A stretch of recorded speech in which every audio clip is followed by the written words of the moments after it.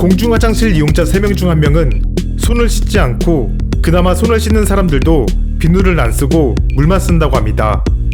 공중화장실의 비누가 온갖 사람들이 똥 누고 오줌 누고 또 알고 싶지 않은 무언가를 묻혀 세균 범벅으로 느껴지기 때문인데요. 과연 공중화장실의 비누는 안심하고 사용해도 되는 걸까요? 이번 시간은 공중화장실 비누 과연 안전할까에 대해서 설명요정 부마가 설명하겠습니다.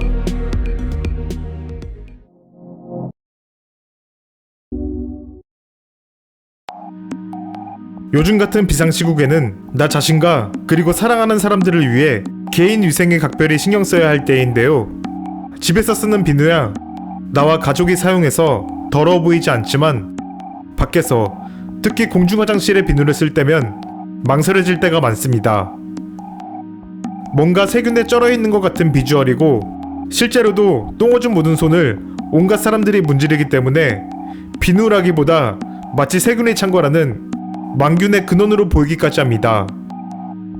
그렇다면 과연 공중화장실의 이 비누는 믿고 사용할 수 있는 걸까요? 사실 이런 논쟁은 19세기 말 파스테르가 눈에 보이지 않던 세균과 박테리아의 존재를 그려내면서도 있었는데요. 당시에는 목욕탕에서 씻는 행위를 두고 세균을 옮을 수 있어 위험하다, 세균을 씻어내서 더 안전하다는 논쟁이었습니다.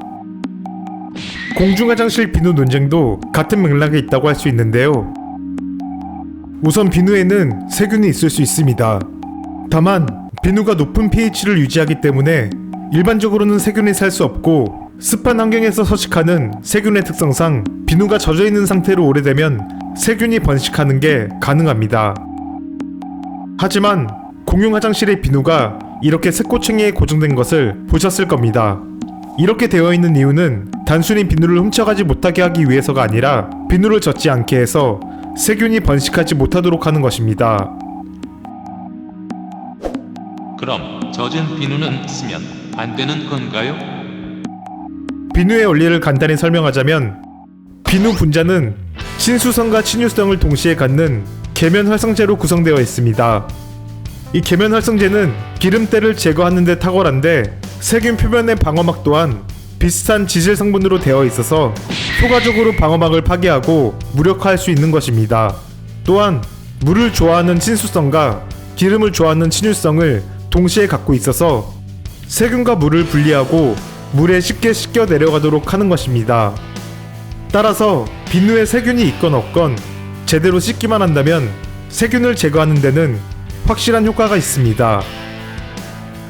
실제로 비누의 세정 효과는 수많은 실험에서 입증되었는데, 대한민국 질병관리본부에서의 비누로 손 씻는 방법에 따른 오염도를 주제로 실험한 결과, 물로만 씻었을 때는 이렇게 세균이 많이 남아 있었지만 비누로 30초 미만 손을 씻었을 때, 그리고 30초 이상 꼼꼼하게 손을 씻었을 때는 90% 이상의 세균이 제거되었음을 눈으로 확인할 수 있습니다. 해서 거부감이 들더라도 물로만 씻지 말고 비누를 사용해서 30초 이상 씻는 게 중요합니다. 그렇다면 어떻게 손을 씻어야 제대로 씻는 걸까요? 질병관리본부의 손씻기 가이드에 따르면 6개의 스텝으로 손 씻는 방법을 권장하고 있는데, 손바닥과 손바닥을 마주대고 문지른다, 손등과 손바닥을 마주대고 문질러준다, 손바닥을 마주대고 깍지를 끼고 문지른다, 손가락을 마주잡고 문질러준다, 엄지손가락을 다른 편 손바닥에 돌려주며 문지른다, 손가락을 반대편 손가락에 놓고 문지르며 손톱 밑을 씻는다. 스트레스! 이걸 30초 동안 하라는 소린데, 그냥 하던 대로 할래. 하고 싶지만 요즘 같은 비상시국에 나 자신과 사랑하는 사람을 지키기 위해서 실천해보시길 권해드립니다. 이번 시간은 여기까지고요. 설명요정 부마에 궁금한 주제를 댓글로 남겨주시면 마음대로 골라서 정성껏 설명해드리고 있으니 많은 참여 부탁드립니다. 그럼 다음 시간에 뵙겠습니다. 감사합니다.